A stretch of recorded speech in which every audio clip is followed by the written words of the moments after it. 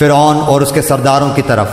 پھر بھی ان لوگوں نے فرعون کے احکام کی پیروی کی اور فرعون کا کوئی حکم درست تھا ہی نہیں۔ بسم اللہ الرحمن الرحیم وَلَقَدْ أَرْسَلْنَا مُوسَى بِآيَاتِنَا وَسُلْطَانٍ مُبِينٍ، اور البتہ تحقیق ہم نے موسیٰ کو اپنی نشانیاں اور بڑی دلیل کے ساتھ ہم نے بھیجا۔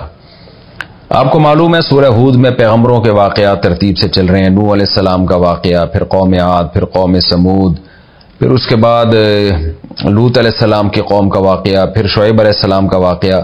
یہ ساری واقعات ترتیب سے چل رہے ہیں۔ اس کے بعد موسیٰ علیہ السلام کا، کیونکہ موسیٰ علیہ السلام کا جو وقت ہے وہ پھر شعیب علیہ السلام کے بھی بعد ہے۔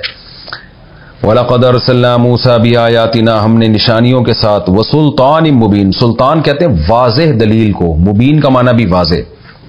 تو بھی آیاتنا سے مراد عام معجزے ہیں، اور سلطان مبین سے مراد بہت بڑا معجزہ۔ تو اکثر مفسرین اس طرف گئے ہیں کہ اس سے مراد ہے جو لاٹھی کو سانپ بنا دینا، اور وہ جو مقابلہ ہوا تھا موسیٰ علیہ السلام کا جادوگروں کے ساتھ، کہ ہزاروں جادوگروں کو موسیٰ علیہ السلام نے ہرا دیا، اور سب نے بیک زبان یہ اقرار کیا کہ آپ اللہ کے سچے پیغمبر ہیں۔ تو اتنی واضح دلائل کے ساتھ ہم نے بھیجا۔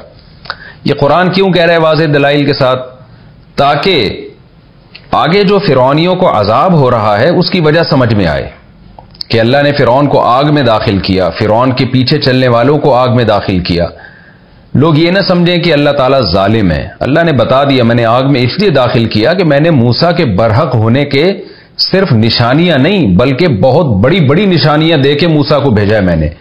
تو پھر تو بنتی ہے، آگ بنتی ہے کہ جو نہیں مانے گا پیغمبر کی وہ حقیقت میں اللہ کا انکار کر رہا ہے۔ جو اللہ کی نہیں مانے گا اس کا ٹھکانہ جہنم کی آگ ہی ہو سکتی ہے۔ الی فرعون، فرعون کی طرف، وملئہ، اور اس کے درباریوں کی طرف، یعنی جو بڑے بڑے وزراء اور سردار تھے۔ فاتبعوا امر فرعون، ان سب نے فرعون کے حکم کو مانا، پیغمبر کی بات نہیں مانی۔ وما امر فرعون برشید، اور فرعون کا جو حکم تھا، فرعون کا جو معاملہ تھا وہ درست نہیں تھا۔ تو قوم کیا دیکھ رہی تھی کہ پاورفل کون ہے، اسباب کس کے پاس ہیں، وسائل کس کے پاس ہیں۔ قوم یہ نہیں دیکھ رہی تھی کہ صحیح بات کون کر رہا ہے۔ موسیٰ علیہ السلام مسکین ہیں، غریب ہیں، غلام قوم میں پیدا ہوئے ہیں، یہ چیزیں قوم دیکھ رہی تھی۔ اور فرعون کے بارے میں دیکھ رہی تھی طاقتور ہے، بادشاہ ہے، حکومت میں ہے، ترقی یافتہ ہے۔ تو یہی بیماری آج بھی لوگوں میں پائی جاتی ہے۔ لوگ یہ نہیں دیکھ رہے ہوتے کہ صحیح بات کون کر رہا ہے۔ تبھی تو دیکھیں نا مولویوں کا مذاق اڑاتے ہیں، ان کو کیا پتا نالج کا، ان کو کیا پتا دنیا کا۔ بھئی بات صحیح کون کر رہا ہے اس کو نہیں دیکھا جاتا، ترقی دیکھی جاتی ہے، وسائل کس کے پاس ہیں، ترقی کس کے پاس ہے۔ تو قرآن نے اس کا جواب دے دیا، انہوں نے فرعون کو فالو کیا۔ وما امر فرعون برشید، حالانکہ فرعون کا حکم ٹھیک نہیں تھا۔ ٹھیک ہوتا تو پھر صحیح ہے، کوئی بات نہیں۔